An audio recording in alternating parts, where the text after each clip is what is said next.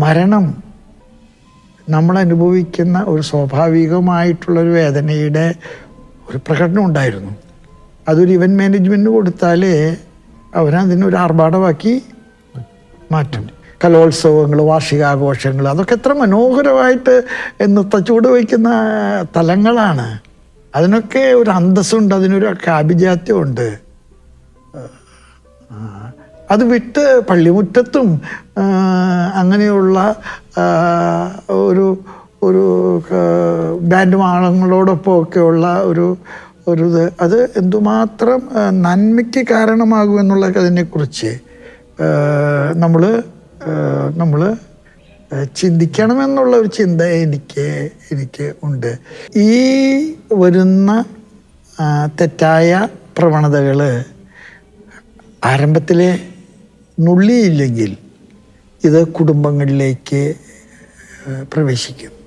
പിതാവ്, ഒപ്പം നമുക്കറിയാം ഈ തൃശ്ശൂർ ഒരു ആഘോഷങ്ങളുടെ ഒരു നാടാണ്. ഒപ്പം തന്നെ കേരളത്തിൽ പൊതുവെ ഈ തിരുനാളുകളും ഉത്സവങ്ങളും ഒക്കെ ആഘോഷിക്കുന്ന ഒരു നാടാണ്. നമുക്ക് കോവിഡിന് ശേഷം 2 വർഷക്കാലം ഈ തിരുനാൾ ആഘോഷങ്ങളും ഒന്നും ഉണ്ടായിരുന്നില്ല. പിതാവിൻ്റെ യൂട്യൂബിലുള്ളൊരു ടോക്കിൽ നിന്ന് പിതാവ് പറഞ്ഞൊരു കാര്യമാണ്, വിശ്വാസം ഒരു സാക്ഷ്യം എന്നതിനേക്കാൾ ഒരു ആഘോഷം എന്ന രീതിയിലേക്ക് പലപ്പോഴും മാറുന്ന ഒരു കാഴ്ച.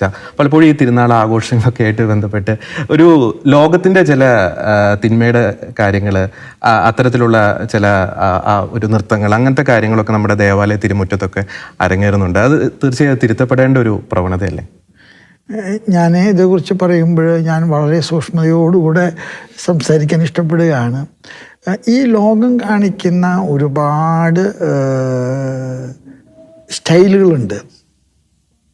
അതെല്ലാം തന്നെ നമ്മുടെ പള്ളികളിലോട്ടും കുറേശ്ശെ കയറുന്നുണ്ട്. കാരണം നമ്മുടെ പിള്ളേരെ ആകർഷിക്കണം, നമ്മുടെ പിള്ളേരെയും കൂടെ നിർത്തണം എന്നൊക്കെ പറയുമ്പോൾ അത് നമ്മുടെ ഒരു ഭാഗമായിട്ട് ഇതെല്ലാം വരുന്നുണ്ട്. ഈ വരുന്ന തെറ്റായ പ്രവണതകൾ ആരംഭത്തിലെ നുള്ളിയില്ലെങ്കിൽ ഇത് കുടുംബങ്ങളിലേക്ക് പ്രവേശിക്കും. ഫോർ എക്സാമ്പിൾ, ഇപ്പം നമുക്കറിയാം കല്യാണങ്ങൾ നടത്തുന്നിടത്തൊക്കെ ഇന്ന് പള്ളിയിൽ നടത്തുന്ന കൂദാശയേക്കാൾ പ്രാധാന്യം ഹാളിൽ നടത്തുന്ന റിസപ്ഷനാണ്. ആ റിസപ്ഷനിൽ നടത്തുന്ന പല കലാപരമായിട്ടുള്ള ഈ കാലഘട്ടത്തിൻ്റേതായിട്ടുള്ള അനുകരണ സ്വഭാവങ്ങൾ, ഇതെല്ലാം തന്നെ ഇവൻ്റ് മാനേജ്മെൻറ്റിനെ ഏൽപ്പിക്കുമ്പോഴുണ്ടാകുന്ന ഒരു അപകടമാണ്. അതിനെല്ലാം ഒരു ചേരുവക കൂട്ടിച്ചേർക്കുമ്പോൾ അതിനുണ്ടാകുന്ന ഒരു ഒരു ഒരു ഒരു ഒരു പൊലിമയുണ്ട്. ഗംഭീരമായിരുന്നു കേട്ടോ, അത് വളരെ നന്നായിരുന്നു എന്നൊക്കെ പറയുമ്പോൾ ഈ പ്രലോഭനങ്ങൾ അവിടെ ചെയ്യാമെന്നുണ്ടെങ്കിൽ, അതുകൊണ്ട് എനിക്ക് തോന്നുന്നു പള്ളികൾ അങ്ങനെയുള്ള പ്രവണതകളെ നിരുത്സാഹപ്പെടുത്തിയിട്ടില്ലെങ്കിൽ നമ്മുടെ പിള്ളേർ അതിൻ്റെയൊക്കെ മൊത്ത കച്ചവടക്കാരാകുകയും ഒക്കെ വരുമെന്നാണ് ഞാൻ ഉദ്ദേശിക്കുന്നത്. ചിലപ്പോൾ ഞാൻ പറട്ടെ, നൃത്തം ചെയ്യേണ്ട സ്റ്റേജിലാണ്. നമ്മളെ കലോത്സവങ്ങൾ, വാർഷികാഘോഷങ്ങൾ, അതൊക്കെ എത്ര മനോഹരമായിട്ട് നൃത്തച്ചൂട് വയ്ക്കുന്ന തലങ്ങളാണ്. അതിനൊക്കെ ഒരു അന്തസ്സുണ്ട്, അതിനൊരു അഭിജാത്യമുണ്ട്.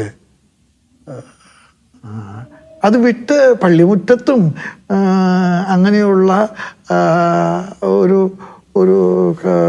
ബാൻഡ് മാളങ്ങളോടൊപ്പമൊക്കെയുള്ള ഇത് അത് എന്തുമാത്രം നന്മയ്ക്ക് കാരണമാകുമെന്നുള്ളതൊക്കെ അതിനെക്കുറിച്ച് നമ്മൾ ചിന്തിക്കണമെന്നുള്ള ഒരു ചിന്ത എനിക്ക് ഉണ്ട്.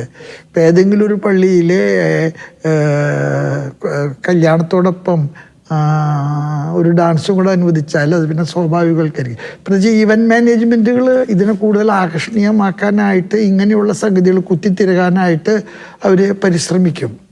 അപ്പം തന്നെ ഉണ്ടാകുന്നത് മരണം നമ്മൾ അനുഭവിക്കുന്ന ഒരു സ്വാഭാവികമായിട്ടുള്ളൊരു വേദനയുടെ ഒരു പ്രകടനം ഉണ്ടായിരുന്നു.